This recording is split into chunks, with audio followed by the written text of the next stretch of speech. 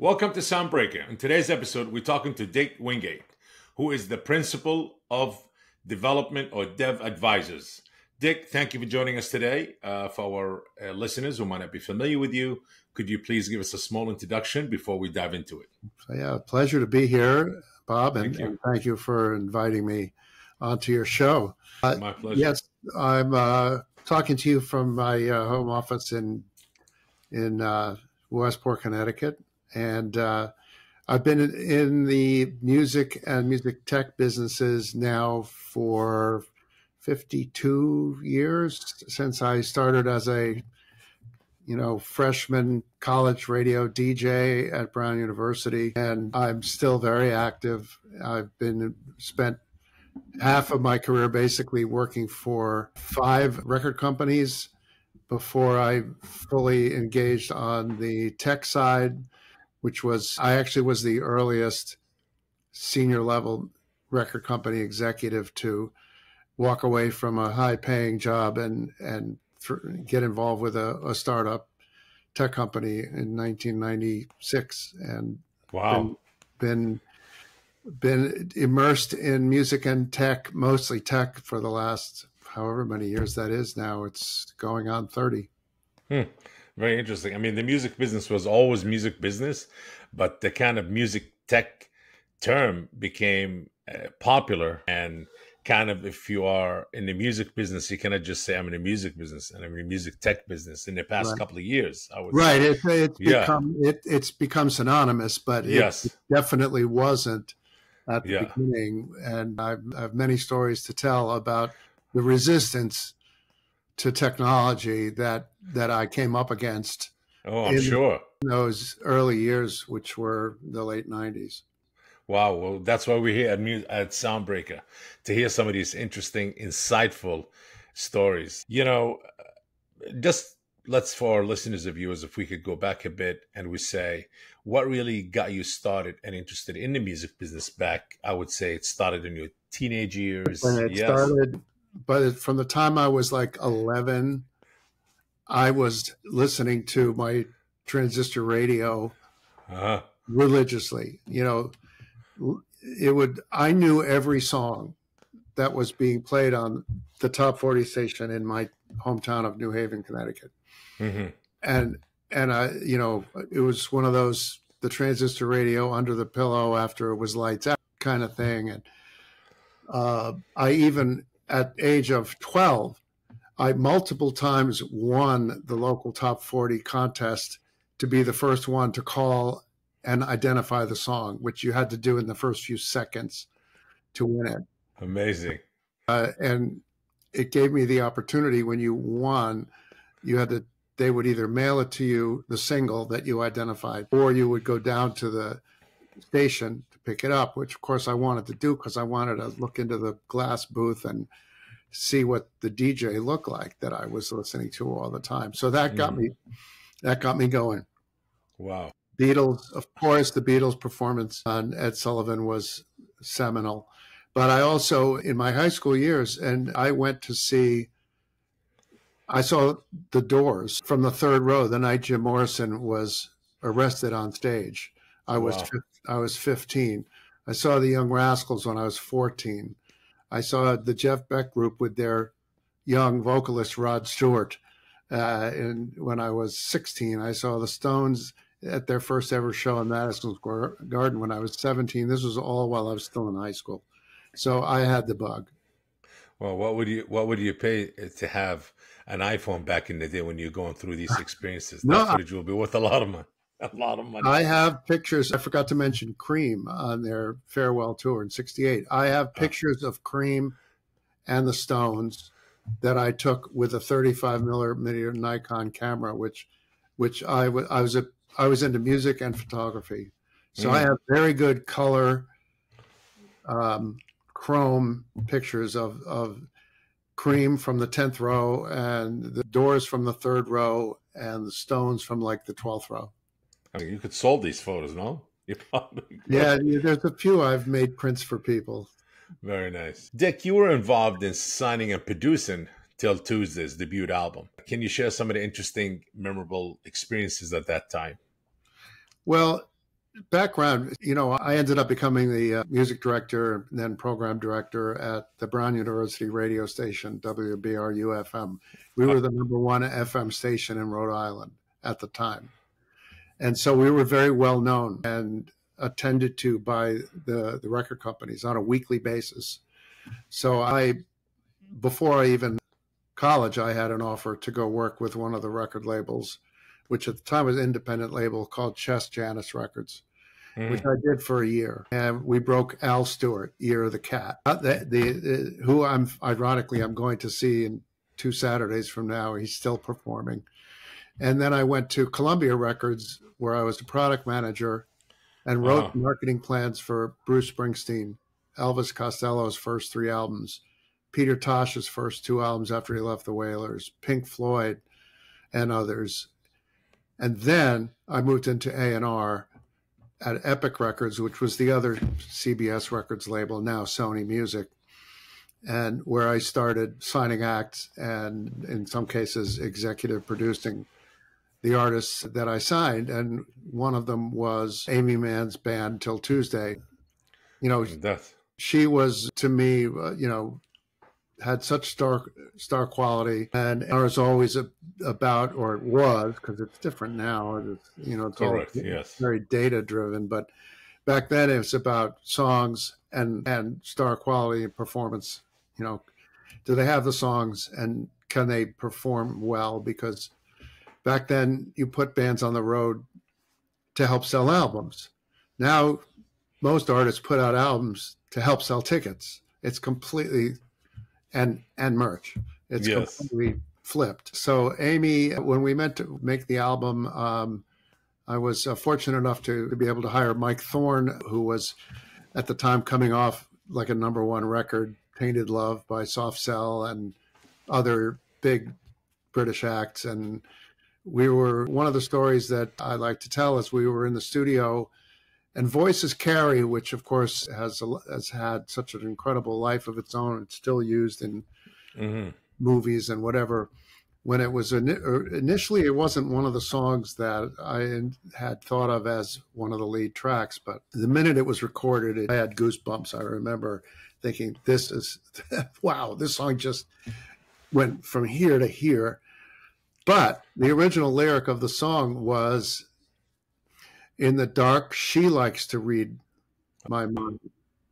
And I made a suggestion which today wouldn't be an issue, about a girl talking about another girl. But at the time, and then I said, I made a suggestion that maybe it should be he and not she. And the rest is history. Just how did Polygram manage to have some of the, an amazing roster of rock and metal bands artists? Well, yeah. So after I left Epic, where I had signed Amy Mann and Garland Jeffries and the Stiff Records label, and had a number 1 with Eddie Grant. Eddie Grant, yeah. Everyone knows Electric Avenue, even if they don't remember who did the original version. And then I was hired as head of A&R at Polygram by Dick Asher, who just passed away, who was the former head of CBS Records International. And I inherited a massive roster of rock acts. Polygram, we ruled for the next few years. We ruled rock. We took Bon Jovi from, selling a few 100,000 albums to selling 10, 15 million albums with Slippery When Wet.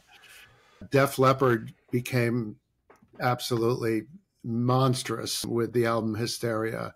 We broke bands like Cinderella and LA Guns, and we had Kiss, and we had Yngwie Malmsteen, and we also had John Mellencamp's biggest album that had 7 hit singles on it during that period. So we had a lot of rock. But we also signed some unusual artists who were hardly what you would call hair bands or metal. And Robert Cray, had put out a number of blues albums, but we made a very contemporary album with Robert Cray, won Grammys, went to first gold album. So it was a great few years. What was your or the biggest challenges I would say that you faced with the iStation kiosks or iDot station kiosks? Well, the transition, this was my first foray. This is in the after I left Polygram. It's now like early 1990. And I got my first taste of technology by chance. I was introduced by a relative to a guy that had created this very sophisticated music preview system for record stores. It was a kiosk. He called it the iStation. But this kiosk allowed you to, via touchscreen, allowed you to listen to any of the music that was in the store by simply picking up the disc or cassette or vinyl at the time. Yes. Where all three were still being sold. Yes. And scanning the barcode. Wow. And getting 30-second of the songs, which you could listen to and you could rate. You could also get coupons, value-added coupons right at the kiosk, and it was getting demographic data. So we were, in the early 90s, we were way ahead of what became possible on the internet years later, which was understanding what songs were being listened to, how they were rated, who was listening to them, etc. And these iStations were, but they were very costly because of the tech that was in them, which included a Mac computer, a Laserdisc player, 2 CD-ROM drives, a modem, a barcode scanner, a coupon printer, a touchscreen. They were, all of that became possible on the internet a few years later. We were way ahead of the curve. Getting data. We were especially ahead of the curve in terms of getting data. Very interesting. Very, very interesting. What was the thinking behind, you introduced the enhanced CD to Arista. Like, what was the whole idea and how impactful it was for the music industry at the time, the enhanced CD? Okay, so transition to Arista occurred in 94. Yeah. When InTouch Group, which was the company that developed the iStation, was unable to really make it work. These systems were like 20 grand a piece. Yeah. We had them in a number of chains, including HMV and Strawberries and the Warehouse on the West Coast and et cetera. But I needed to, I was making startup money and I needed to get back into a significant income as I now had a child. And Arista came calling and hired me as head of marketing because they had seen I'd gotten a lot of press about what I was doing with the iStation. And so now I'm now going full circle back to marketing. But within I'd say a month or so of when I actually took that job was the first time that I went online. This is mid 94. And it was in that season, maybe early fall 94, I heard music delivered over the internet for the first time. Wow.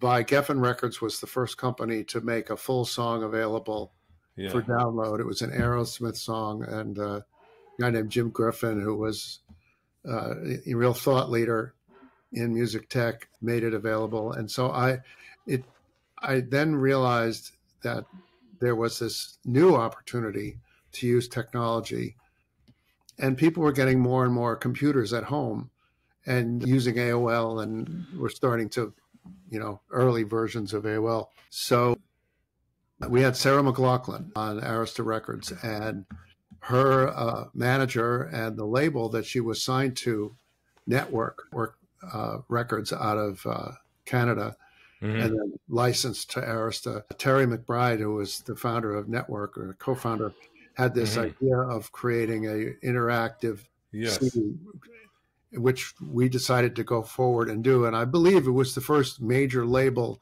interactive CD-ROM. It was called the Freedom Sessions, and it was allowed you to put the CD into your drive and have all this extra content, video and photographs and bio and and an electronic press kit in a way. And it was very successful as a test. And then a lot of them started coming out soon thereafter. Amazing. What were some of the key takeaways from your early digital distribution when you worked at Liquid Audio? Yeah, so that was the next step for me. And that was, probably the most exciting few years that I can ever remember, because we were building the roads for digital distribution. And I spent 1 year at BMG between Arista and full-time at Liquid Audio, and I was helping them build their new media strategy. And it was my job to kind of meet with all these tech companies, kick the tires, find out what kind of license they were looking for, what kind of use they were coming in to try to accomplish or to get. Mm-hmm. And so I got to go on behalf of BMG to Silicon Valley for the first time, meet with these early tech companies. And one of them was Liquid Audio. And they, to me, had by far and away the most sophisticated technology for delivery of music, not just the most sophisticated, but the most music centric, that had music at its center. What does that mean? That it was built by people that came out of the music industry. So they understood that you wanted more than just the album cover. You wanted to see more information within the player. You wanted to be able to buy the music with one click of a button within the player. It all sounds so simple now, but no one else was doing it. And so originally when I joined them, they were purely a software company, but they quickly became the digital music distributor. And it was my job to go get all the catalogs. And that's what I did for the next 3 years. And I got the first licenses that I negotiated that Warner gave anybody, or EMI, or Universal even, and thousands of independent labels, all through the Liquid Audio distribution system. And we distributed music to, unlike Apple, which came out many years later, their whole concept was you go to Apple to get the download. Our concept was we distribute out to all the points where people are buying music. So we distributed to BestBuy.com, TowerRecords.com, to all the Borders and Barnes & Noble and all the .coms. Coconuts and Sam Goody and all of that. Trans World, yep. Mm-hmm. Before Apple started this, right? I mean, I remember, when did the Orchard, where they were supposedly the first... Guess who digitized the Orchard's catalog? You did? That was us, Liquid Audio. Right? Liquid Audio. Wow. So you worked with Scott when Scott started, Scott Cohen. I met with Scott and I said, we want to distribute the Orchard's music. And he said, will you digitize it for us? And I said, yeah.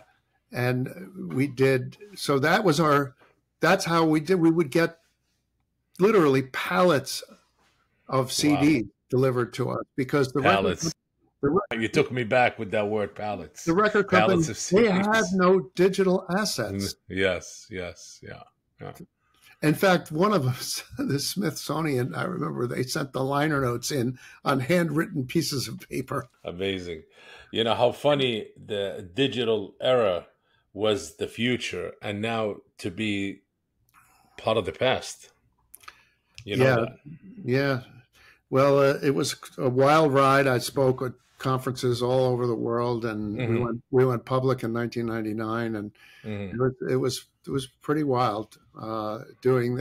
Apple then came in, and unfortunately, our company got taken over in what is often referred to as a hostile takeover by arbitrageurs, and the parts of the company was sold off in parts, and it was just a moment in time. But I like to say, we paved the roads, we cleared the land, and then Apple paved the road. Yes. Yeah, they were the first DSP, correct? With Apple Music. No, we were the first DSP, but as far as not for streaming, for downloading. Yeah. For streaming, yes. I was talking about streaming. Yeah. For streaming, they were not the first streaming DSP either. No. No, Real Networks was. Okay, Real Networks. Real Networks created technology. The first sort of widely used technology for streaming came from a company called Real Networks in Washington. Interesting. How did you handle the challenges for license? I mean, I know you came across some real challenges when you, doing mobile licensing for Nelly Moser. Well, that was the next platform. Yes. Not more than a year after, not just months after most of the team at Liquid Audio was pushed out by the new owners. I was quoted in the Los Angeles Times saying the next platform for music delivery, which will be, potentially bigger than the desktop, is the mobile phone. And I was already working with several companies that were working on technology for delivery of music to mobile phones. Now, mobile phones were, at that time, were just mostly flip phones, right? Mm-hmm. They were basically flip phones and Blackberries. Okay. Early Blackberries, actually. I still have right here on my shelf. I have all these old devices right here on my shelf. Wow. I still have my 2000. This is a 2006 vintage Blackberry. And I found it in a box recently, and I turned it on, and I was shocked to find out that it had, a couple of videos that I had taken in 2006, and a what's his name, who's in Dead and Co, John Mayer, and a John Mayer video. Oh my God! But those phones were not really set up for media for the most part. Certainly not regular flip phones. But by the time, a couple of years later, this company in Boston was developing technology that would enable easy playing of music and video on a phone via downloadable application. That company was called Nelly Moser. We were funded I became an advisor and then chief content officer. We were funded by SoftBank, the big Japanese company. And we built the first mobile apps for Warner Music, for ABC Television, for Comedy Central, for Sony. Which division of Sony? Sony's one of their subscription services, and that was the early days of mobile. And I learned another whole language, because the language of mobile technology was completely different. Yes. Than the language of PC or Mac technology. And that was another exciting time of helping to evangelize and going to media companies and saying, just like I was doing in the late 90s, and going to record companies saying, you need to get into this game. This is where it's going. Start experimenting. I was doing the same thing with talking to ABC Television and to MTV and to other companies and saying, get into this game. Mobile apps is the future, and the mobile phone is the future. And that was from like 2008 to 2006 to 2009. And then, of course, the iPhone, again, Apple changed the game. And the way they changed the game was by taking the control away from the carriers, because when we built those apps for all those companies at Nelly Moser, anything that was presented on the phone was it was really whatever the carrier wanted to present. Whatever they wanted to put in their what did they call the app stores? Mm-hmm. The carrier controlled their app stores. It was like a record store. It was like whatever was up front would be what people would try, and it was very competitive. But then Apple said it's an open game. Anyone puts an app, and there's nothing has to be other than technically it has to go through our technical, and whatever, but creatively, whatever you want. And that was not the case with the carriers. Interesting. Let's talk about crowd mixes. The idea and the success. Why did it succeed? Not succeed. Well, that was one of the many companies that I advised, and actually for a short while was an officer at. I would typically, for the last basically dozen years, I've been working with different companies in the music tech space and occasionally with artists as well, and helping them develop their careers. But in the music tech space, it's all about helping getting them to market, getting the licenses to use music in whatever fashion they want to, but mostly business development, helping them with strategic partnerships, helping them with their market strategy. And we've had some great successes. CrowdMix was very frustrating. That was one British company, very well funded. And they had this terrific idea that was based on the fact that people were listening to music in silos, right? They were listening to music on Spotify, or listening to music on Apple Music, or listening to music on SoundCloud or YouTube or whatever. But they weren't social experiences. It's very difficult to share music if you were a Spotify user, to share music to someone that doesn't subscribe to Spotify but subscribes to Apple Music. So they came up with this idea of enabling people to cross promote in social groups, or crowds as they call them.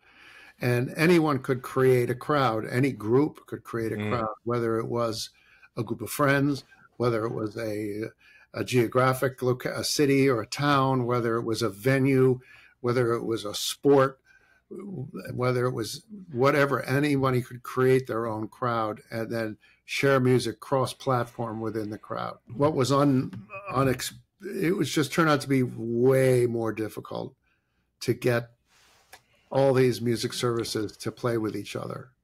That was really a problem. And ultimately it held up the development of the application for such a long time that the funding ran out.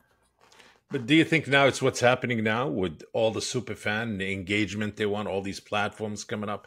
It's pretty much engaging and creating that social media thing that what maybe crowd mixes wanted to do years ago. Yeah, well, yes, it's easier now. We're still not that sort of, I get, in some ways, Instagram and certainly Facebook, TikTok have become, in effect, social media for music. Not that they're exclusively music, because TikTok is way more than just music. And they own the fans, users, subscribers for music, and they own it because they're all there and they have all the information. They have the actual data. They do, absolutely. Yeah. And back in CrowdMix, we were gonna make the data available to the rights holders. So there's still not this sort of neutral. There's no neutral zone for socialized music. It's better than it was, but it's still not what we were trying to do back then. You were also a consultant, or you're still a consultant for Museo, which started by Hazel Savage and then got sold to SoundCloud. Yeah, Museo is like just one of my favorite clients in the last 5 years. I met Hazel Savage it was on a Zoom during the early COVID years. And I loved what she was developing, this AI technology that solves a range of problems for catalog owners. And it does automated tagging, and it supercharges search and provides really detailed music analysis and reports. And so I was happy to represent them here in the United States. They didn't have any boots on the ground in the United States, and bring them some new clients, including Hypnosis, and happily saw them through to sale to SoundCloud, where they are, Museo is a really important part of SoundCloud's stack now and their future. Dick, you've been around this music tech business for a long time. I mean, during that interview, it's pretty insightful and pretty intense. I mean, you started at an age where age of the music business we're talking about, an era where there was a major pushback from all the major labels to be involved in to take part of this music tech revolution that started, I would say, in the late 90s, early 2000s, when everything went digital with all the streaming platforms and all. Yeah. It was even as late as 1999 or 2000. Yeah. Even though file sharing was raging. Yes. I was still told by high-level Universal executive, we will never license music for a third party to distribute our music. Distribution is our business. Well, because they're making billions of dollars, not hundreds of millions, billions. I mean, you got artists are making, hundreds of millions of dollars of selling albums. Yeah. And by the way, 6 months later, they called and said, they tried to do it themselves. They spent, I don't know, probably $50-75 million trying to build their own digital music distribution system and failed. It didn't work. And then they called Liquid Audio. What is the future of the music business? Physical? Digital? Well, and right now we are towards the end of that era. Well, physical, the whole vinyl resurgence, which is, of course, makes me happy. Yeah, I'm a child. Yeah, but this is more of a collection. It's absolutely, it's merch. Yeah. It's really merch. As you probably know, a very high percentage of people who buy vinyl don't even have a turntable. Yeah, more of a collection, merch, as I said. Like 40, collectible. Like 40% or more. They don't even have a turntable. Souvenir. It's like a souvenir for them. But they like the tactile feel, and of course at one time I had 10 or 15,000 pieces of vinyl. Yes. And but that's not the future, obviously. No. But it is a good revenue stream right now, and merch is a good revenue stream, and very high margin. But to me, what still, obviously, everyone's talking about AI and the challenges and opportunities that AI brings to the music business. Right now, most of the press is about the challenges because of the companies that have trained their music AI models. Yes, unlicensed music. Every single piece of music that's on the internet, and now at first they weren't admitting to it. Now they're even admitting to it, but they're claiming fair use, and that's going to be an enormous legal case that's going to drag on. I think it's the way that it's going to work out for the future. I think licensing, but that's not the challenge really. I don't think this is the challenge, this is just a tool to kind of add it to make new music. Right. It's a way to create music. Yes. It's not a threat. I don't feel it's a threat, and I don't feel it's a challenge. I think the challenge is how we're going to consume music really in the next, let's say 5 years from now, or 3 years, or 5 years from now. Let's be generous and say, let's say 5 years from now. I think we're still going to be consuming music on demand because you can't get any faster than that, and it doesn't require any storage. But music will permeate even more than it does now. Things like podcasts and gaming, because right now gaming, yes. Licensing for podcasts is next to impossible because there is no structure for that. It's all one-off licenses. So as podcasters, you probably know you can only use at best a 30-second sound sample, or you're going to get takedown notices. Yes. And I believe that one of my clients is Pantheon Podcasts. It's a podcast network of 125 shows, all of which have music as a theme. And so, when we bring new podcasts into the network or we produce them, we have to make sure they understand that they can't go beyond 30 seconds. But why? Because there is no statutory rate for using a full song in a podcast. Someday, hopefully, there is. And podcasts are still a great way to market music.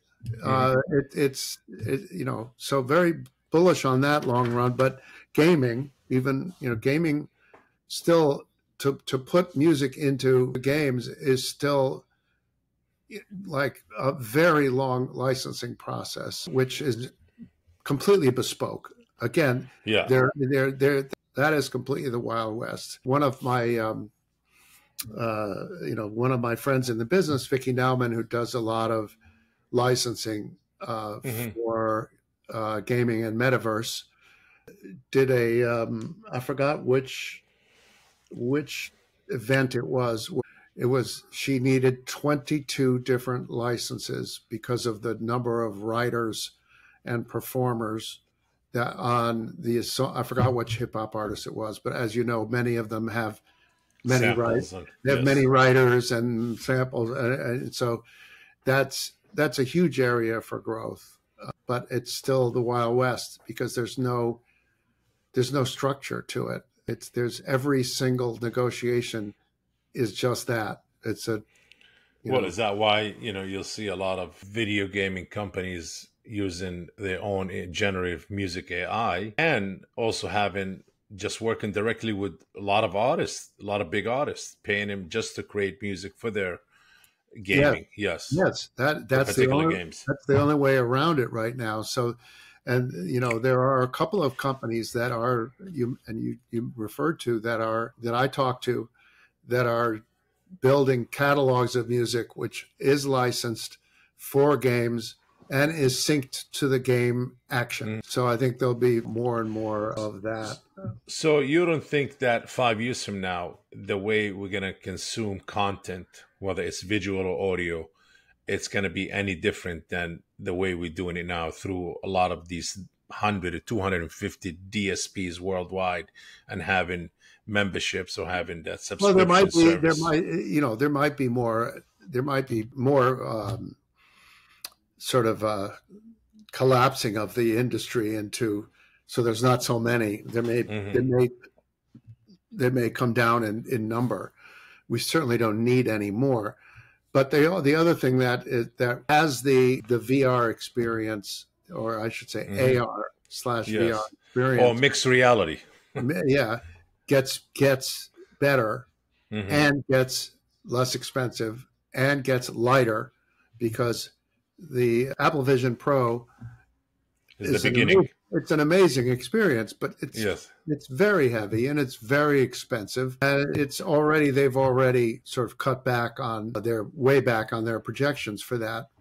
But it's a start, and eventually, when they can give us AR, especially AR glasses that you can switch on and off right here, so that are reliable, and so that when you're walking down the street, you can not just listen to the music, but maybe be part of it, experience.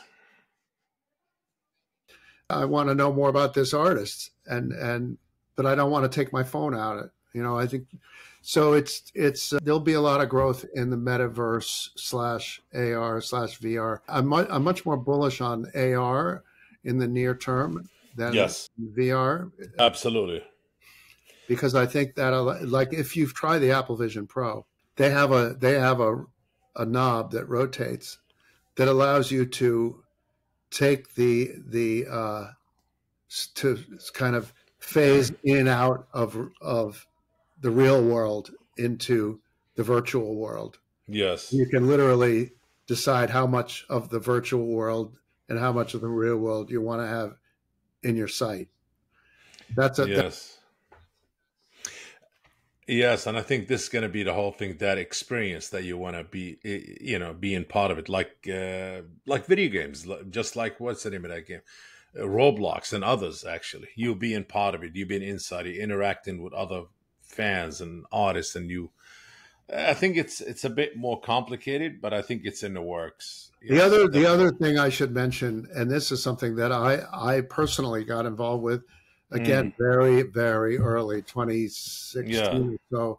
I got involved with the first company that I'm aware of that was called STEMit, and Oh. they were creating stems, Hmm. enabling companies to create stems to then use derivative works. And they were do it using AI.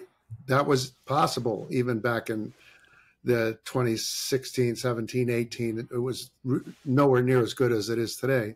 If you don't have the ability to create stems from the original master tracks, which often don't exist anymore, or they're lost or damaged, Yeah. you can create them using AI. You can pull now up to 5 or 6 stems out of a stereo. Well, that's what. Yeah, Audio Shake is doing what we were doing at STEMit like 5 years ago. Wow. And so I bring it up only because I do think that, again, this is a licensing issue. It's still, there's no model for the major record companies, especially, to license stems for derivative works. I see. There's no model for that. And so until they actually do that, it's the Wild West. People are going to be out there doing it anyway, and they're not going Yes. to, and so the labels will issue takedown notices. Eventually, they're going to realize, hey, there's a real business here. We got to figure it out. Dick, what advice you have for someone who obviously, or some of our listeners and viewers are going to be inspired by this amazing interview, and they want to start and carve their own way into the music industry and say, hey, you know what? Why not? I could do it too. Well, What advice you have? a lot of people, I get a lot of inquiries about, friends of kids of friends of mine. How do I get into the record business? And I basically say, don't go into the record business. It's the record business to me is now it's no longer a creative business. It was such a creative business. Now it's a data-driven business. They just chase whatever's got the numbers, and if it doesn't work, it's on to the next. And there's no 3-album commitment. Like when I signed bands, it was no less than a 2-album commitment. So you're saying there's no artist development anymore, like true artist development back in the day? They expect the artists to bring their development to the table. They want it served on a platter so they can make it global. Yes. But the artist has to do all the heavy lifting. And so I don't recommend people to go chasing after a major record, especially a major record company job, because I don't think that's where the creativity lies right now. Independent labels still have obviously much more. They're much more generally creative because they have to be, and they're looking for new ways to bring things to market. But they're often, hampered economically, so that's a yin yang.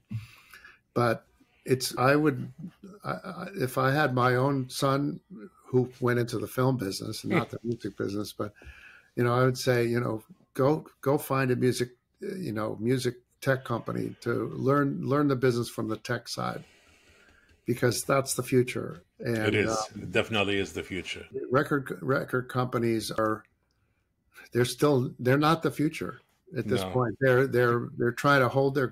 Well, they know it, and probably they're gonna, they're probably gonna buy out and scoop up a lot of these music tech companies. When the time is right, they're just gonna buy them left and right. And fewer and more artists, as their contracts expire with records, becoming more independent. They're going to do it themselves. Yes, yeah. Or solely rely on the record company for distribution and have a lot of and you know what, that concept has developed for years and years and years. Even management companies back in the day, managers of Def Leppard, yeah, Springsteen and Peter Mensch, who still managed Metallica, at least I believe so. From way back in the day, they were like, we need to have our own marketing guy. We need to have our own promotion guy. And now it's happening. That's it. We don't rely on the record company. Yeah. And they were one of the first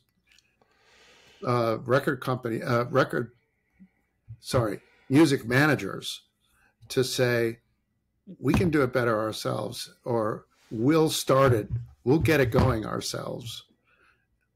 Then they can run with the ball at the major levels. So, Dick, anything that you'd like to mention to our viewers and listeners on Soundbreaker that you're coming up with? Any project, anything you're working on in the next month or two this year to expect, to look for? Yeah, thanks for asking. Yeah, I continue to work with Pantheon Podcasts. Go check it out. You'll find every type of music topic covered at Pantheon Podcasts. You can either get your podcast there, or they're distributed through all the major distributors, and the Spotifys and Amazons of the world. We have the Metallica official podcast, and we have a number of other high profile podcasts. And I also am working with I guess you could call it a music metaverse tech company called Walk Through Music. Keep your eyes open for that, where you can literally walk through, let's say, a band. And as you move closer to each musician, the sound becomes more prominent from that singer or that instrument. It's not the same as Dolby Atmos, where it may have 22 channels, but they're all fixed. Got it. Right. It doesn't matter which way you turn your head; they aren't changing. So that's one that I'm excited about, and there's a couple others that I can't say too much about. That I think we're going to see collectibles, not NFTs. Okay, I think we are going to see digital collectibles start to have a new life, along with, obviously, we've already talked about physical collectibles. Yes. The whole concept of buying and selling NFTs, to me, was, just slammed the door shut on most people. And let's face it, a lot of people lost a lot of money getting sucked into that. But so if I want a digital collectible, I just want to be able to buy it with a credit card like anything else. I watch out for digital collectibles. Digital collectibles, absolutely.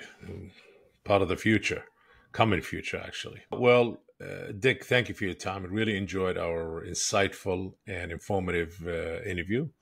Well, thank you for obviously being so well versed on the many twists and turns in my career. My pleasure. Yeah, listen, been in the music business not as long as you've been. I mean, you're like a walking encyclopedia of the music business. But I have my own stories and my own knowledge of it. But definitely, it was always great to talk to somebody like yourself. So let's turn the tables, and I'll interview you the next time. You let me know. Absolutely. I'm available anytime. Well, this will conclude today's episode of Soundbreaker. Please make sure to follow us on socials and stay tuned for our next episode. See you and thank you. Thanks again, Bob. Take care. If you enjoyed today's episode, make sure to share the Soundbreaker podcast. And if you are joining us on YouTube, please like this video and subscribe to the channel. Until next time.